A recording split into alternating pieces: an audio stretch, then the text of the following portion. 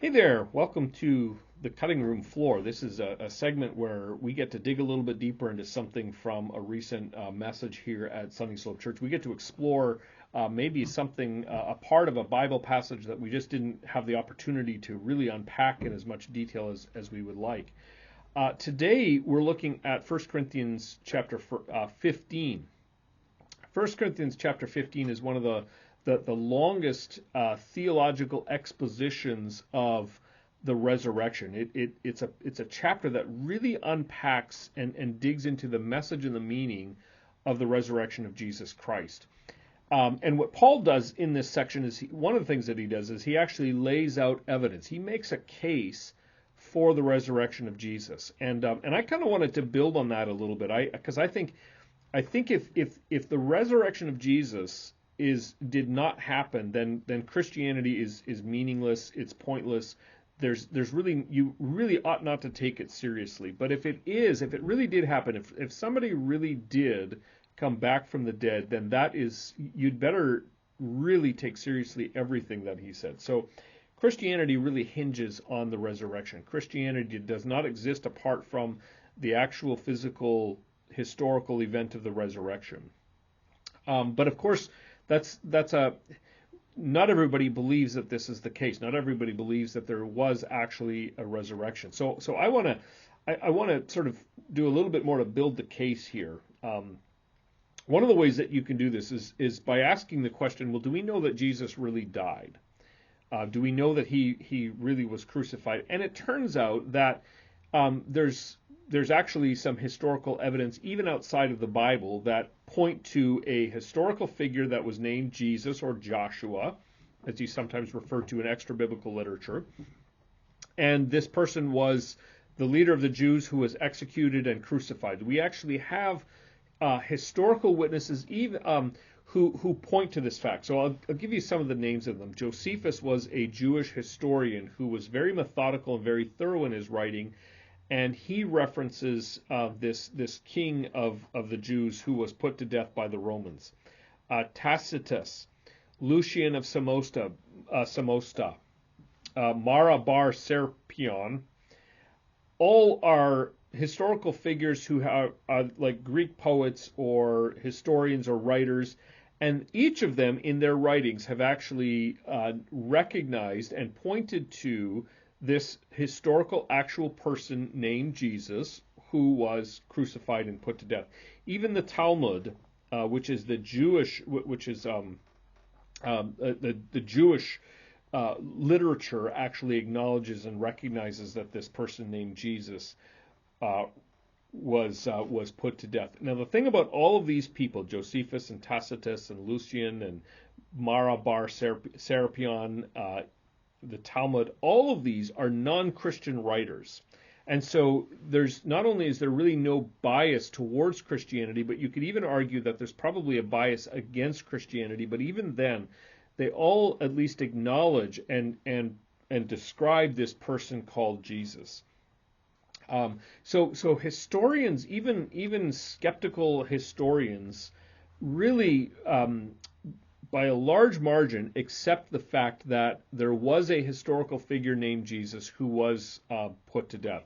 John Dominic Crossan says this. He's a theologian, but he's known for being very progressive and quite liberal in his thinking. He actually says, we are as sure as anything historical can be.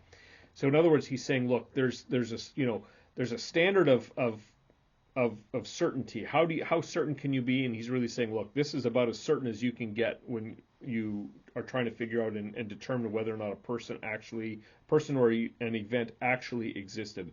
And John Dominic Crossan, very progressive in his thinking, very liberal. He's not, he claims and professes Christianity, but his slant is pretty progressive. Even he says, look, there's really not much dispute about the fact that this Jesus person existed. So, and not only existed, but was actually put to death. So then the question becomes, well, if he was actually put to death, and if you've got all these sources that claim that he was put to death, then the question is, well, where is his body? And in one sense, the answer can be, well, we don't know.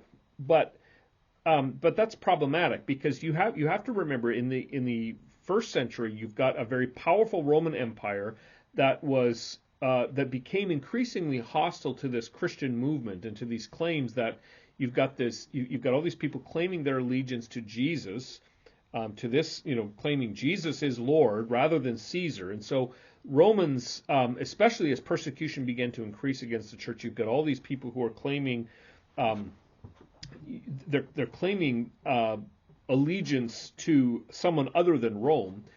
And Rome was motivated to really try to put this whole movement to bed, as were the Jewish authorities in the first century. So they had every reason and every motivation in the world to produce a corpse, to go into the place where they knew that Jesus would have been buried.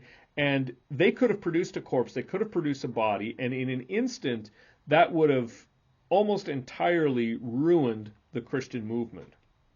Because you probably would have had still a few diehard fans who would have held on, but by and large, if you were a Roman emperor, Roman governor, if you could produce a body and point to a body that was clearly incredibly Jesus' body, the movement of Christianity would have stopped very, very quickly.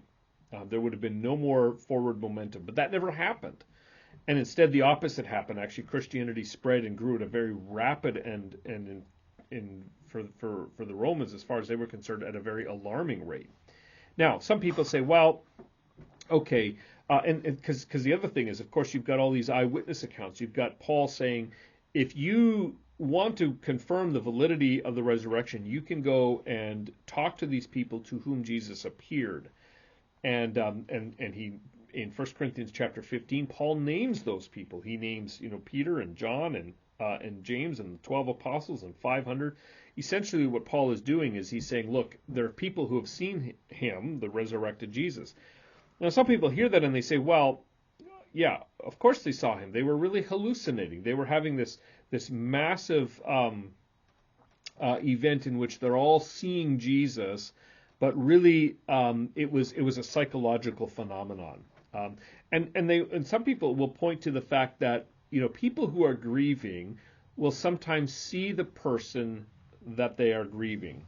There's this episode of The Simpsons that I love. It's like where Krusty the Clown has allegedly died, and poor Bart Simpson is just devastated by the loss of his hero, and so he's kind of running around town, and he starts to see Krusty the Clown kind of without the clown makeup on, and he's like dumbfounded. So he comes home and he says to his mom, Mom, I saw Krusty. And Marge Simpson's very maternal. And she's like, yes, dear, in your mind you saw him. And that's actually a phenomenon. It's sort of like a grief hallucination where you actually, your brain wants to see this person. And so it kind of creates this image of them. But the problem with that, there's a couple of problems with that. The first is this. Jesus, at least according to Paul's account, Jesus appeared to 500 people. Now, it's possible one person hallucinates something, but 500 people hallucinating the same thing is really an impossibility. It just doesn't work that way. And second of all, if you're trying to make the case that people are grief hallucinating, they're hallucinating because of their grief. You have to remember that Jesus appeared to Paul as well, and Paul would not have been grieving. This was a couple of years after the death of Jesus. Paul, first off, was an enemy of Jesus. He would not have been grieving the loss. His mind would not have wanted to project and create this image of Jesus. So Paul, the idea of a grief hallucination or a mass hallucination is really just an impossibility. Now, does that prove the resurrection of Jesus? No, it doesn't. But it establishes a couple of things. It establishes, first of all, that Jesus actually was crucified and that his body was never produced, and the tomb, therefore, was empty. And it dismisses a couple of these other theories that have been put forward.